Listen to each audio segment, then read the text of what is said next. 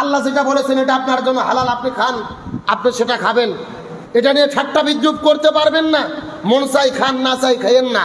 তবে এটাকে নিয়ে ঠাট্টা বিদ্রুপ করার কোনো সুযোগ গত কয়েকদিন হলে বাংলাদেশ সহ তাম পৃথিবীতে একটা প্রাণীকে নিয়ে তুমুল আলোচনা সমালোচনা চলছেন, ঠাট্টা বিদ্রুপ চলছেন, সমালোচনা করছেন। একটা প্রাণী যার নাম হলো সান্ডা। কি নাম বলেছি? সান্ডা। এটা কিন্তু বাংলাদেশে তেমন পাওয়া যায় না। আফ্রিকা, মধ্যপ্রাচ্যের মরুভূমি অঞ্চলে এই সান্ডা নামক প্রাণী পাওয়া যায়।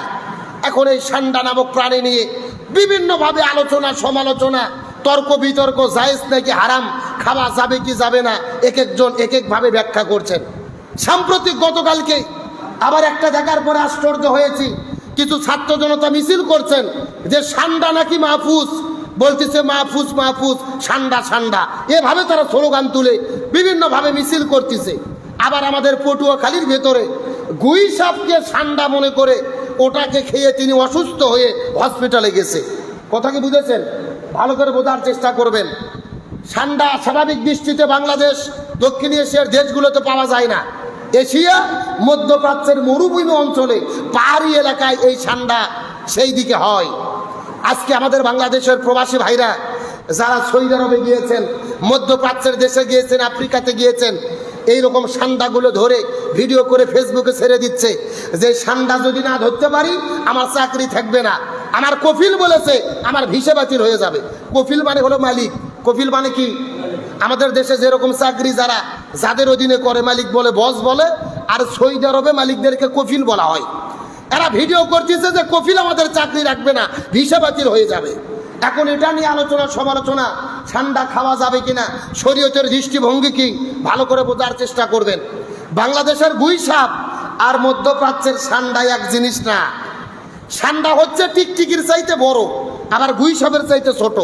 দেখতে টিকটিকির মতো, কিন্তু তাদের লেজের দিকে খাস কাটা কাটা শক্তিশালী সিস্টেম রয়েছে যেগুলো দিয়ে তারা শত্রুকে প্রতিরোধ করে। এবং এই সান্ডাগুলো খায় পাতা, লতা পাতা, তৃণভূমি, আশেপাশের গাছগাছালির লতা পাতা খায়। কিন্তু গুই সাপ কি পাতা খায়? এরা দেখবেন ব্যাং খায়, মুরগি খায়, ডিম খায়, আশেপাশে যত জীবজন্তু পায় এগুলো খায়। গুই সাপ খাওয়া সম্পূর্ণ হারাম। কিন্তু সান্ডা সম্পর্কে একটা হাদিস রয়েছে মুসলিম শরীফের ভেতরে। মুসলিম শরীফের 1946 নম্বর হাদিস। হযরত আব্দুল্লাহ ইবনে আব্বাস রাদিয়াল্লাহু তাআলা বর্ণনা করে বলেন, তিনি বলেছেন আমরা রসুলের সঙ্গে একবার বের হলাম। আমার সঙ্গে ছিল হযরতে খালিদ বিন ওয়ালিদ রাদিয়াল্লাহু তাআলা। আমরা দুইজন রসুলের সঙ্গে এক জায়গায় খাইতে বসেছি। হঠাৎ করে সান্ডা রান্না করে আমাদের কাছে নিয়ে এসে খেতে দেওয়া হলো। রসুল বললেন এটা তো সান্ডা, আমি খাবো না। আব্দুল্লাহ ইবনে আব্বাস বলতেছে ইয়া রাসূলুল্লাহ, সান্ডা কি খাওয়া হারাম? রসুল বললেন সান্ডা খাওয়া হারাম না, তবে এটাতে আমার রুচি হয় না, আমার রুচিতে বাদে, এই জন্য আমি খাবো না। তোমাদের যদি মন চাই তোমরা খেতে পারো। তার মানে রসুল খায়নি রসুলের রুচিতে না বাঁধার কারণে, তবে রসুল খাইতে নিষেধ করে নাই। এই জন্য মধ্যপ্রাচ্য, সৌদি আরব, কাতার, কুয়েত, ওই দেশের কফিলগুলো, বড় বড় মালিকগুলো, বাদশাগুলো, তারা এই সান্ডাকে খায়। এখন সান্ডা খাওয়ার শরীয়তের ফায়সালা বিভিন্ন মাযহাবে বিভিন্ন ফতোয়া এসেছে।